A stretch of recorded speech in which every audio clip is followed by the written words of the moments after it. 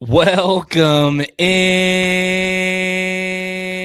to the Punt Pass podcast. I'm your host, Drew Butler, joined alongside by my co-host, Jake Fromm. Be sure to follow us on social media. We are at Punt Pass on X and Instagram. I'm at Drew Butler. He's at FromJakePuntandPass.com.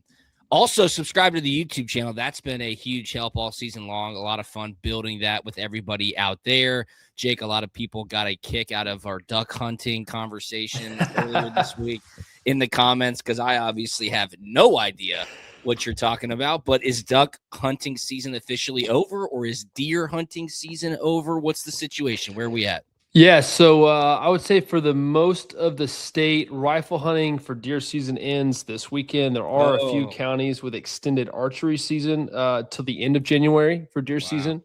And then duck season in Arkansas goes out the 31st, but I believe Georgia is a little different because instead of going out maybe on the 31st, it may go out February 1st because Georgia likes to end on a weekend. Gotcha. So just kind of the way the dates go. How's the weather been affecting that? Because it's been unseasonably warm at times. It has. And the little that I do know about deer is that they come out more so when it's cold outside. Yes. So they are. Most animals are slaves to their stomach, and when it gets cold, it makes them want to eat. So it has been very uncharacteristically warm lately, but we did actually go out. I went hunting Friday afternoon with my neighbors, and they were able to put something down on the ground and get some doe meat going there. So Nice. that was fun. We actually got to walk in, and I saw mallards of all the species of ducks that you would expect to see in Georgia in a little beaver pond. Mallards would not be the one that you would expect. You want to see them, but you would least expect to see them. But we saw some mallards. So Did you take them out? No, completely unprepared for it. We did not take them out. No, the intent was to deer hunt. You have rifles. Gotcha. And so the thing is when you go and you run them and spook them out, odds are that they probably won't come back. And so just kind of part of the deal there. But It's always fun to see mallards in the state of Georgia in your wood duck holes because just a cool little bonus bird, man. Everybody wants to shoot greenheads. There you go. You also told me you got a little bit of golf in over the weekend. You were hitting the ball, you were striping it. Did you get any holes in? What's the situation? Yeah, so I got to play a very, very quick 18 on Friday morning with the Miura irons. With the Miuras. So hit some really good shots.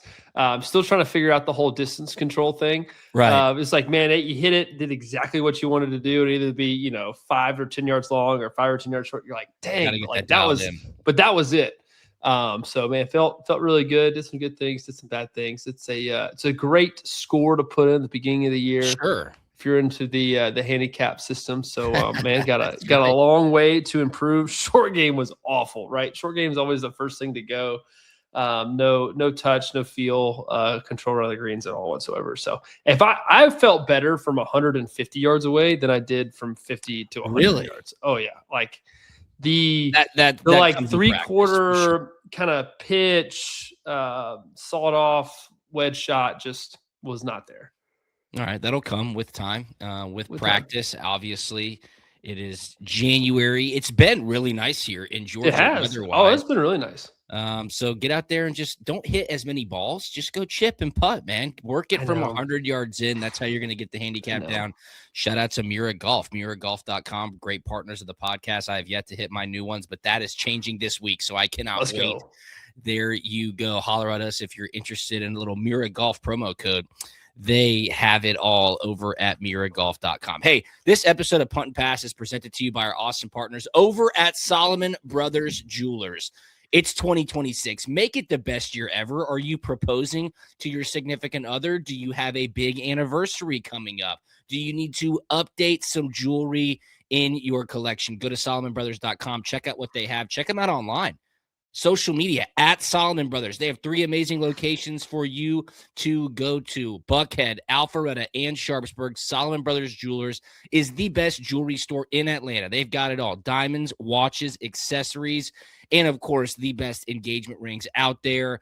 I use Solomon Brothers. Jake uses Solomon Brothers. A lot of our listeners have gone to Solomon Brothers. And when you're there in store, Buckhead, Alpharetta, or Sharpsburg, tell them Punt and Pass sent you, and you can get up to 10% off your jewelry purchase. Solomon Brothers is the best. SolomonBrothers.com and at Solomon Brothers on social media. Today's episode of Punt and Pass is also brought to you by Humberto Injury Law. If you've been hurt in an accident and need a team that fights for you like we fight on the field, Humberto Injury Law is here for you. Humberto and his team know what it takes to win, and they'll stand by your side every step of the way. They have won for me. They can win for you. It's what they do. HumbertoInjuryLaw.com to learn more, or call them 24/7. They're right here in Atlanta, 770-888-8901.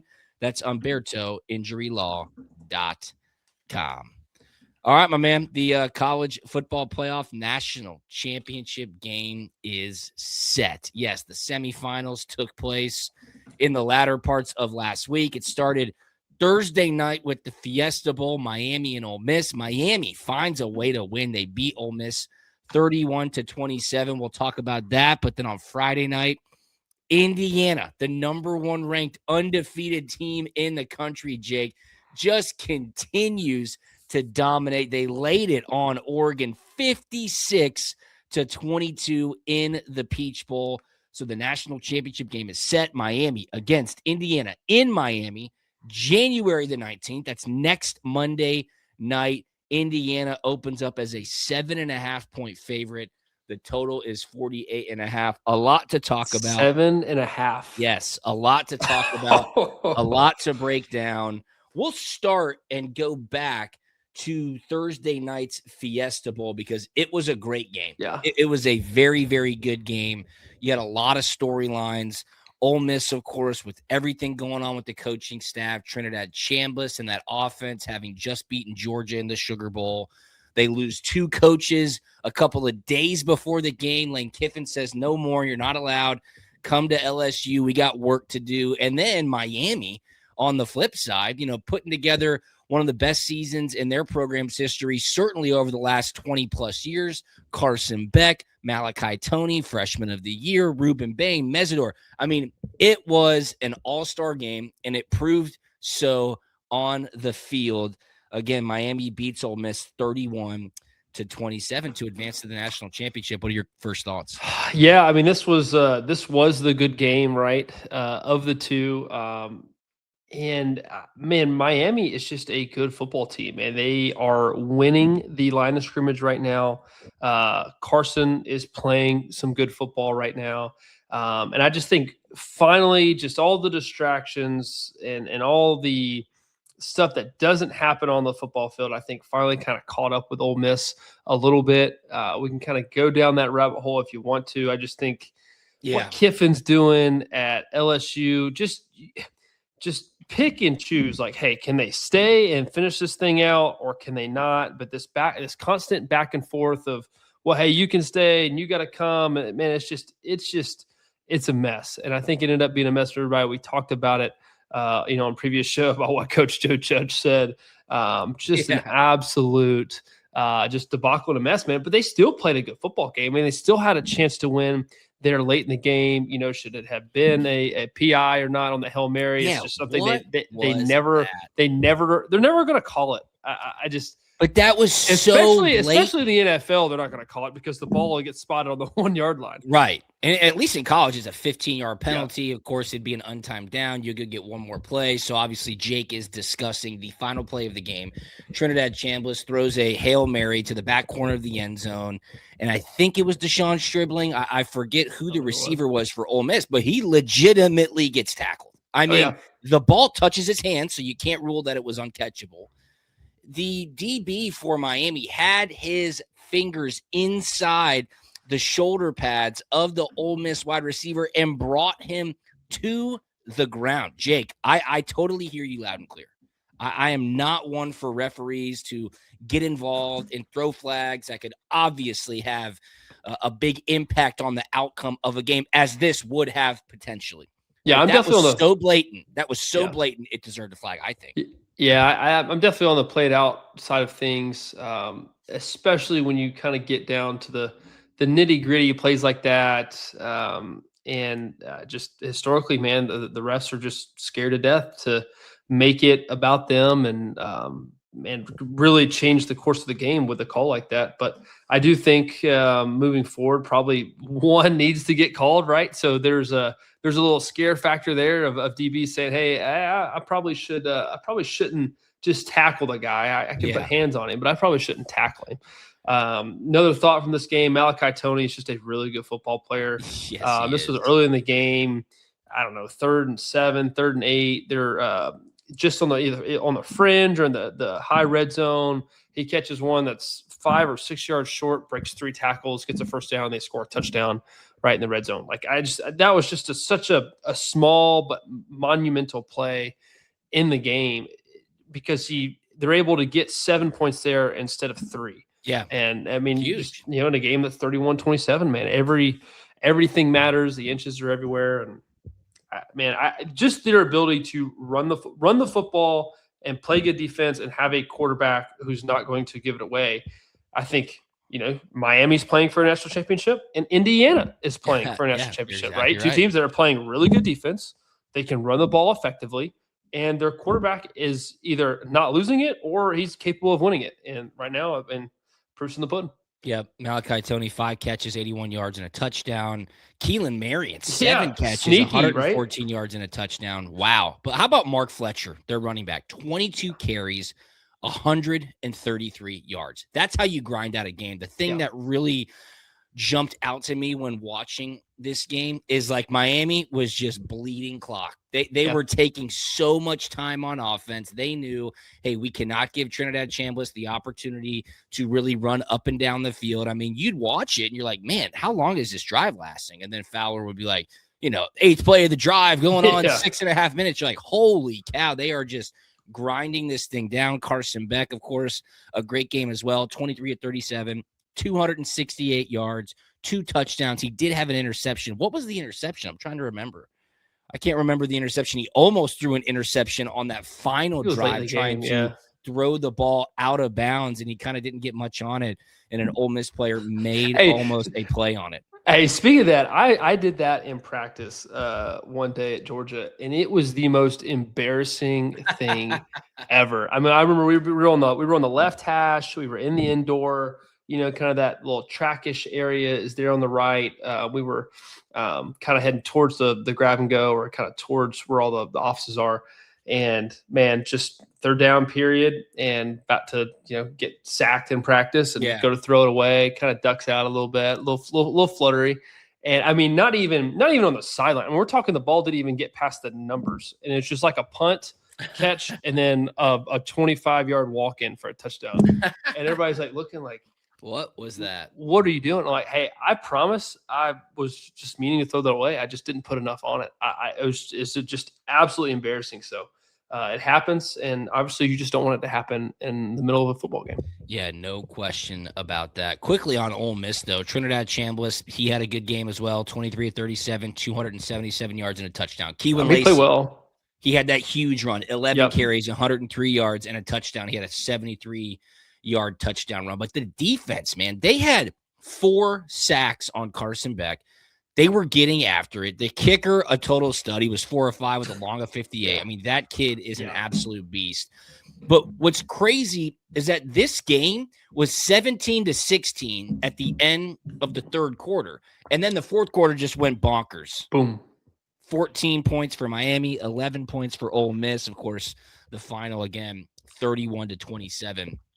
Miami beats Ole Miss, ends the Cinderella season for Ole Miss. Miami back in the national championship game. I just want to bring back one quick question, and then I'm going to get on my soapbox. Yep, I was waiting for it. I was waiting for the transition to get there. Okay, but the quick question is this: Ole Miss versus Georgia. Who had the better season? I know we talked about this a little bit ago. Who had the better season? Was it Ole Miss making it to the semifinal game, winning 2 college football playoff games, but generally having nothing to show for it? Or is it Georgia, SEC champs? You've got the ring. You earned the bye. You made it to the Sugar Bowl, but of course you didn't win. What is the litmus test for success in college football now?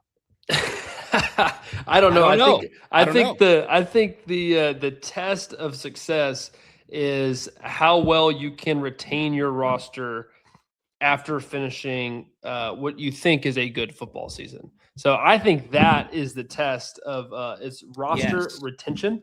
I think when you look at it, I would give the edge to Georgia because of probably a more, I don't know, dominant regular season. I thought there were better and more high caliber wins, and there was an SEC championship to go along with that. I think if Ole Miss had beaten Miami and played for a national championship game and lost, obviously if they win the national championship, hey, it's Ole Miss all the way. But I think there's a better argument if Ole Miss happened to have won this game and then played for a natty and then lost. You're like, okay, like that is a very good and successful run. And I mean, there's talking heads all over Twitter and X of, it's just weird, like, because you have this regular season and then now you have this postseason. Correct. And it is a separate seasons. It is a long postseason, man. It's kind of starting to kind of mirror the college basketball tournament. And take Indiana, for example. We can dive into this just a little bit later, but Indiana, man, who has a perfect record.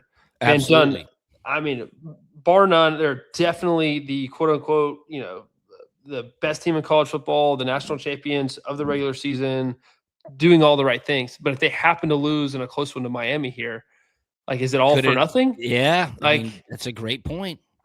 It's just weird. It's different, but man, it's just, I don't know. Think back to my career and playing in those SEC championship games and being in the Final Four and then losing. You have to win the ones you're in, man, and the next one matters. And so for Indiana, to me, if I'm Indiana, I'm feeling a lot of pressure right now because I know it's all for nothing unless we win this next football game. You're exactly right. I made that same statement yesterday on an interview as well regarding Indiana. I think it's also important to note this is the third straight year without an SEC team in the college football playoff national championship. Just wild to think, but I think it also really magnifies the parity that's been brought about college football with the transfer portal and NIL. I know it's easy to say that. I know it's a buzzword, but it seems to be a legitimate happening when it's the third year in a row, SEC not represented in the college football playoff national championship game, and the SEC is going to a 9-game conference schedule next year. So we will wait. So why, real quick, but why do you think that is? Do you think it's because talent in the SEC is getting spread around because, good backups, good 4-stars, developmental 3-stars aren't going to the Georgia and Alabamas and they're going to go play at, say, a Vandy or South Carolina? Or is it because they're going elsewhere across the country to get paid? Or is just the SEC was the only conference paying guys under the table? I don't know. And Michigan and Ohio State, and that was it. And we just had a competitive advantage. I would say the easy answer and the SEC hater answer is the last one where, the SEC was the only conference that paid players before it was legal, blah, blah, blah. They stacked all the talent. I would go with the depth discussion, right? Yeah, the 4s and 5 stars and the 3+ stars that were on your 2 deeps that were waiting in the wings and getting developed and then taking over while other schools were trying to amass any talent they could. I think that is the reason why, because those guys who were on the 2 deep or 3 deep are now going to other schools and starting. And I think that has really kind of thinned out the depth of talent in the SEC. And I think that's probably the main correlation as to why the SEC is not playing in the national championship game for the 3rd straight year. And, credit to the Big Ten. They've got a team in for the 3rd straight year. And obviously Miami out of the ACC. I mean, the ACC almost didn't get a team into the college football playoff, and Miami's playing their tails off, and they have amassed a ton of talent through NIL, which is out there in public. So, I'm not saying it's wrong by any stretch of the word, but I just think that's at least my opinion as to how the SEC's dominance has 100% been lessened over the last 3 years. All right, before we get to the Indiana-Oregon game, we've, of course, got to talk about the thing that just drove me crazy while watching the Fiesta Bowl. So I'm watching the Fiesta Bowl, and Kirk Herbstreit and Chris Fowler. And again, I need to preface this by saying this is not a knock on Kirk Herbstreit, and it is not a knock on Chris Fowler, nor is it a knock on Carson Beck. Okay. I am not throwing shade at any three of these guys. However, the issue that I do have is the narrative that has been pushed on college football fans in regards to Carson Beck all season long, starting in the preseason. Then every game that you watch, it started in week 1 when Miami played Notre Dame.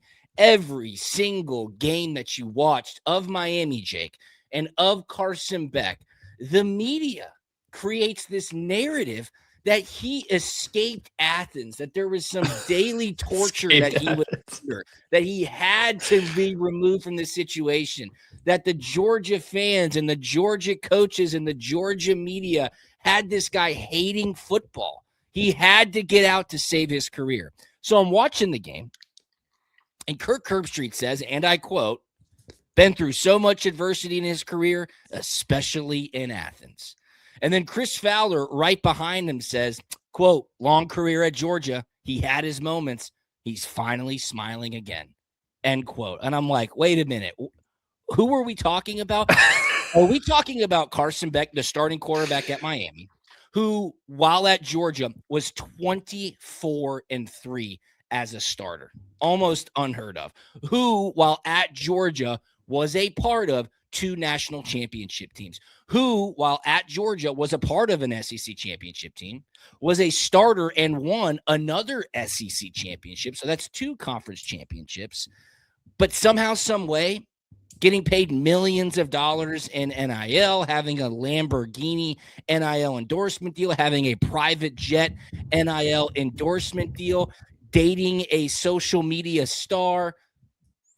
Where is the adversity that the media has placed on Carson Beck? Now, yes, he tore his UCL last year, 100%. That is adversity. And I give Carson Beck a ton of credit for the amount of work that he put into rehab to be playing at the level that he is this year, to take Miami to a national championship. He's a stud.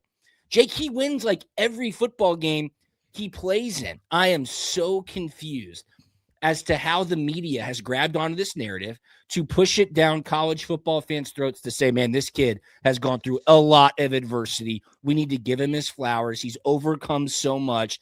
And he's playing in his, or a part of his, 3rd national championship game in his college career. So what did I do?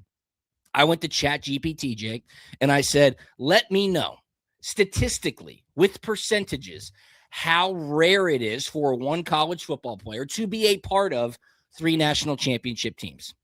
This is what ChatGPT said, quote, "From a purely statistical standpoint, appearing in or winning 3 FBS national championship games in a career likely happens to well under 0.1% of all players, more like 0.01% or 0.02%, making it an extremely rare achievement in college football history." So that would say Carson Beck has not overcome adversity. Quite literally, he is one of the luckiest college football players of all time for what he's been able to experience throughout his career. So I'm not buying it. Again, not a knock on Beck, not a knock on Herbstreit, not a knock on Fowler, but we have got to get rid of this narrative. It drives me crazy, Jake. Yeah, man, that is that's a lot there, Drew. I think I got to give you a good golf clap. Thank you. It's an excellent breakdown. I think you are spot on.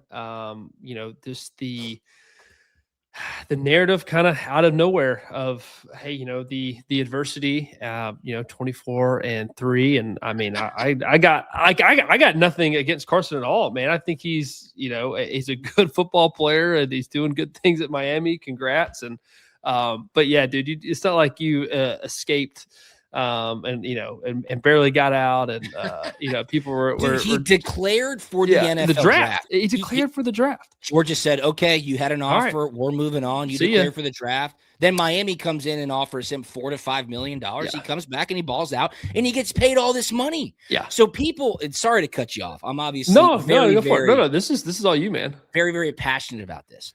People in the comments on that tweet, the tweet that I read, That was for me. Went pretty mega viral, almost 700,000 views. People are like, he didn't win those national championships. I'm like, oh, okay. So being a backup on a back-to-back national championship program team, that's adversity. Give me a break. That's the dumbest thing I've ever heard in my life. That's irrelevant. What I'm saying is that he was a part of them. He played like a quarter and a half in the TCU game because Georgia blew him out. So again, find me the adversity. The injury, yes, 100%. I'm not arguing that whatsoever. People are like, well, the media was so mean to him and the fans are so mean to him. They ran him out. Again, he left on his own. He declared for the NFL draft. Georgia had an offer to him. Then Miami offered him a huge bag, and he goes down to Miami. And here's the thing, Jake. I would also say, he didn't necessarily make it easy on himself. You kind of have to know your fan base a little bit and running around and a Lamborghini in Athens, 100%. Georgia, with the private jet deal, and like, come on, don't act like it's crazy. These good folks from the state of Georgia just all of a sudden woke up one day and said, I don't like this guy. I don't like this guy. Yeah. Nah, I mean, there were things and there were decisions that added up over time. Absolutely. Absolutely. And for the people who are trying to climb up on this hill of he was treated so unfairly and the media and the fans are so mean to him, as Dom Draper said in Mad Men, that is what the money is for. That's why you get paid $4 million to be the quarterback, to take all of the criticism. The heat. Take the heat. Take $4 million, you're going to get heat. Sounds like a pretty fair deal to me. Sounds like that's what every NFL quarterback puts up with. Sounds like that's what Jake Fromm had to put up with, and he wasn't making NIL dollars. Minus the dollars. Me a break, Jake. I will not put up with it. Yeah, I don't think we should. So, let's. Then again, it's an excellent story in and of itself. It is. Congrats on its own. It is. Go win. It is. Go win. It's awesome. I think the story should be more focused about the adversity, battling back maybe from injury than like escaping Athens. Yes. I just think the whole escaping Athens story is just kind of like, I mean, you had it pretty good. He still has it very good. Some people were replying like, yeah, they're making it seem like he had to fight in the Revolutionary War. What I said was they make it seem like he bear crawled from Athens to Miami to escape daily torture, right? Yeah. He doesn't love football anymore. Now he's smiling again. Holy cow. Give me a break. When you're getting paid what you're getting paid, you're gonna find a way to like football enough. No question. There's a lot of NFL dudes that I played with. Hey, could care less about 100%. Football, but let me tell you, absolutely, when those paychecks keep getting cashed every week, they're gonna find a way to get it done. Find a way, dude, and just get ready. National championship game, like that college game day, and the pieces leading up to that Monday. I mean, they are going to cast Carson Beck like, he is a freedom fighter. It's going to be unbelievable. And of course, I'll break it all down for you right here. Yeah, you will. On the Punt and Pass podcast. Hey, this episode of Punt and Pass presented to you by our awesome partners over at Solomon Brothers Jewelers. Head on over to SolomonBrothers.com. Check them out on social media at Solomon Brothers. They are the #1 jewelry store in Atlanta. 3 amazing locations for you to go visit: Buckhead, Alpharetta, and Sharpsburg. Walk in, grab a cocktail, meet the amazing staff there. Their selection and the inventory is top-notch, the best in the city. Tell them Punt and Pass sent you. You can get up to 10% off your jewelry purchase. Diamonds, jewelry, accessories, watches, they have it all. SolomonBrothers.com. Every week we talk about the big hits in football. Off the field, Humberto Injury Law is the team that protects you when life hits hard. If you've been injured, Humberto and his team break down every detail and fight for the best result. Visit HumbertoInjuryLaw.com and let them get to work for you. They've worked for me and they won. They can do it for you. Humberto is mi amigo. Call them 770-888-8901. That's HumbertoInjuryLaw.com. All right, let's break down or at least talk about what's going on with Indiana. It's absolutely insane. That game was right here in Atlanta. And man, Friday, the weather was awful. Oregon fans were in town. I'm sure they were wearing their dry ones from Backer. Had to be wearing the dry Had ones from to. Backer. Oregon is a Backer school. Georgia is as well. Check out Backer, bckr.com. We have promo codes for you too. I've been sending them out. Slide into the DMs. We can get you 15% off your Backer purchase. Again, bckr.com, on social media at bckrhq. Jake, it looks like it's going to get a little cool this week in Atlanta too. Might have to bust out the warm one, baby. Warm one may be coming out there on the golf range this week.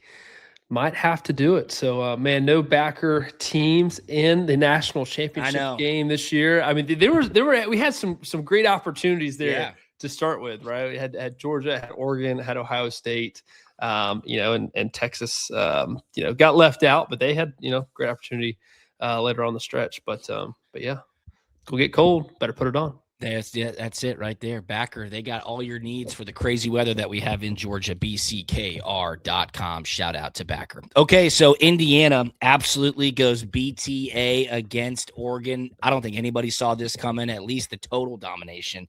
Hey, 56 to 22. Go ahead. Can I stop you right there? Where did that originate from? BTA. Belt to ass? Yes. I don't know. Where did it start? Because it is taken over the college football storm. Taking over the college football landscape. Was Georgia one of the initial teams to start it? I don't know. But now all the teams are doing it. Michael Irvin's doing it at Miami. Bro, what he's doing on the sideline is bonkers to me. And it's going to be ratcheted up big time in the national championship game. It is crazy that they are allowing him, a grown man, to do that on the sideline of a college football game. It's crazy to me. Okay, so keep talking because I'm Googling it right now. Okay, I think Georgia was they weren't like the first in the space. They weren't the originators, but I definitely think they were on the cusp and the leading edge and kind of following right behind. But I have no idea who started it. So there's a USA Today article that's breaking it down. What does B2A mean? Explaining Ole Miss Miami college football celebration. So, it's not giving me anything off the rip here. Gotcha. Its acronym suggests B2A means belt to ass. It's a phrase and a gesture, snapping a belt together or snapping it against something. That's been well around before the 25-26 college football playoff with the Rebs and Hurricanes. It's been used to celebrate a convincing and dominating win. It's not giving me any of the originations. It's more so just explaining it. But yeah, Georgia's been doing it for the latter half of the season. All the other teams have too. My favorite is this one. And if you're watching on YouTube, you'll be able to see the celebration I'm about to do. It was happening so much in the playoff game between the Bears and Packers last night that I started doing it to my wife, and she was like, "What are you doing?" It's this one, Jake. What is that? What is that? The hand over the mouth and the wag. I have no idea what that is. But it's like if you get a 2-yard run, do it. I have no idea what that is. I started doing it to Jackie. She was like, "You're an idiot." I was like, "Thank you. I know I am." Indiana. I thought Greg McElroy and Sean McDonough did a great job. They did a good job.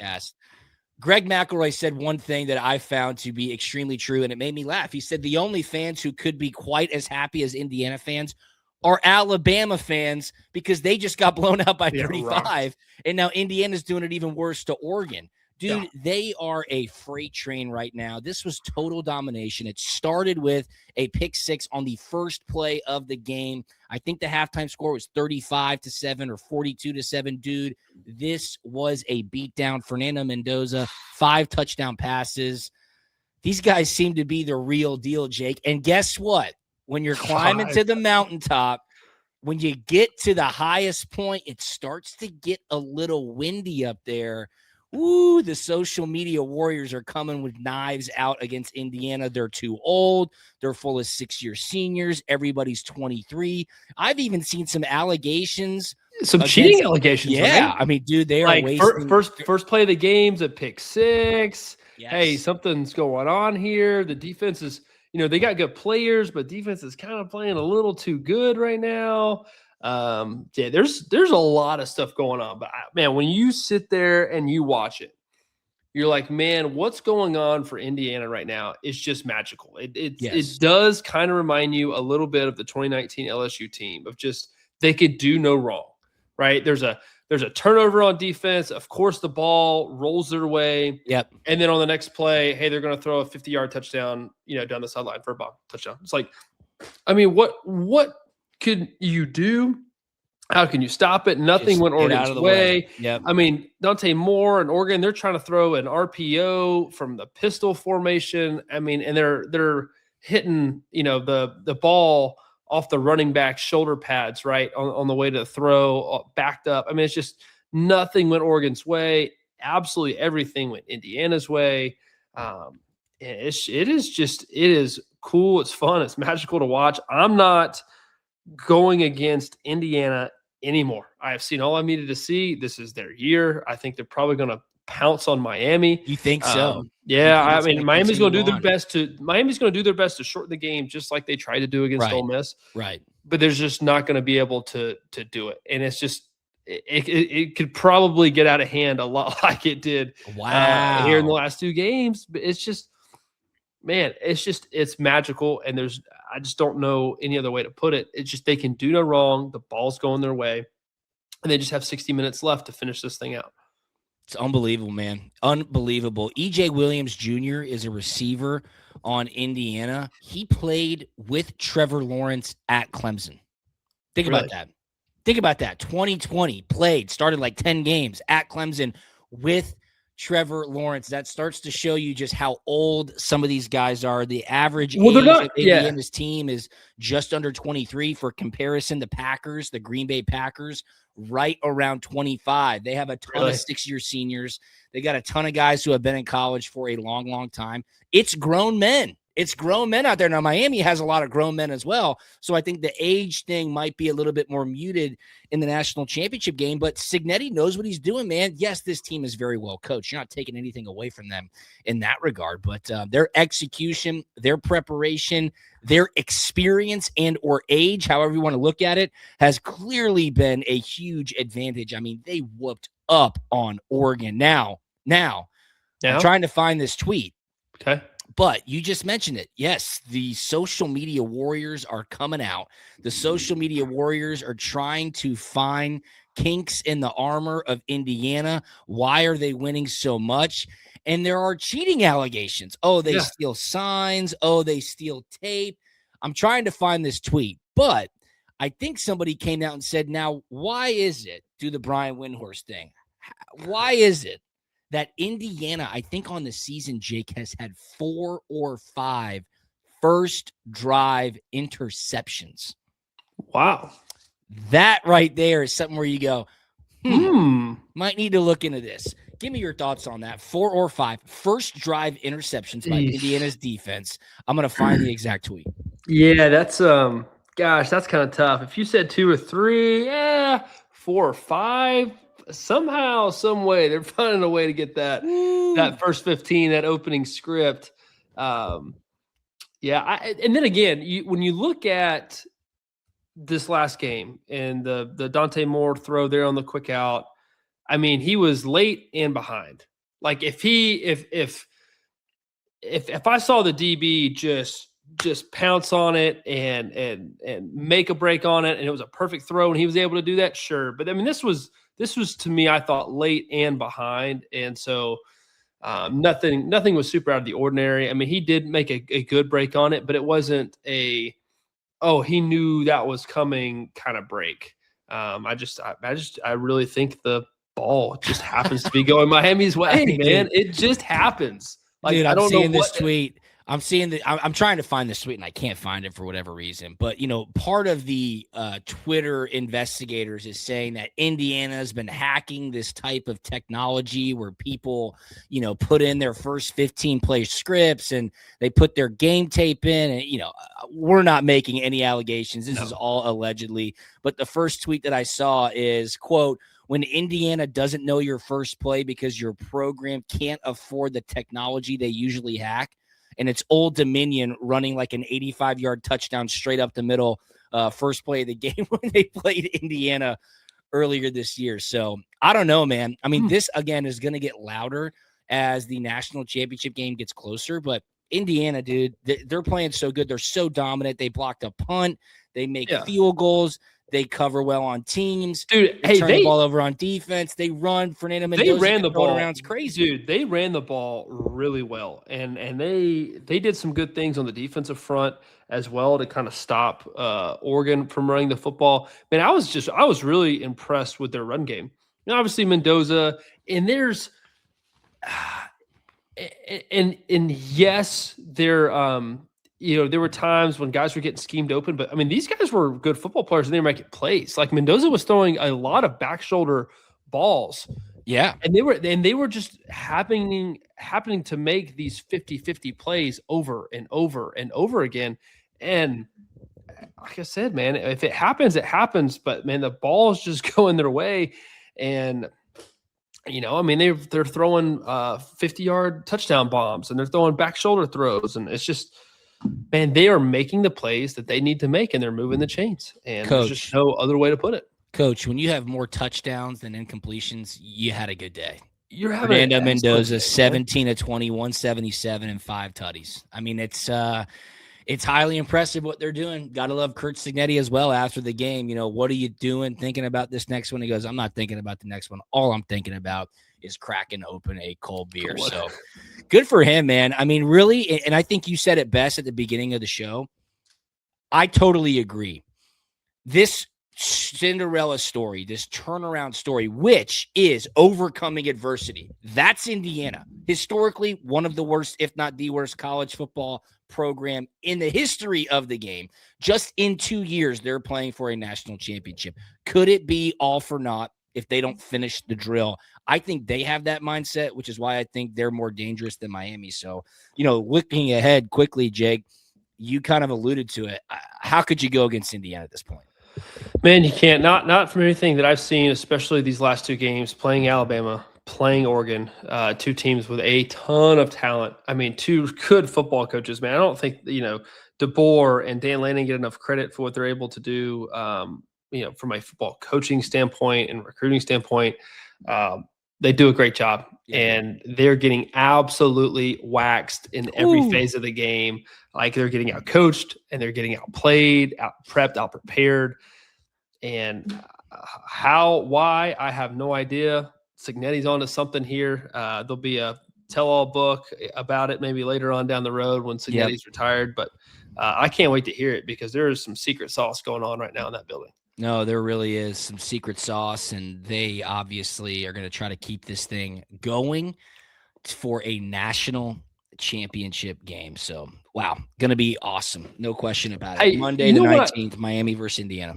Completely unrelated topic. I cannot believe the Bears came back. Oh, dude, that game was so sick, man. I wouldn't have bet at halftime. Could not believe it. Missed out so bad. Oh, dude, it was incredible. 25 points. The Bears scored 25 points in the fourth quarter alone. Unbelievable, dude. And Matt LaFleur, what's his future like with the Green Bay Packers? I don't know. The Atlanta Falcons hired Matt Ryan as their president of football.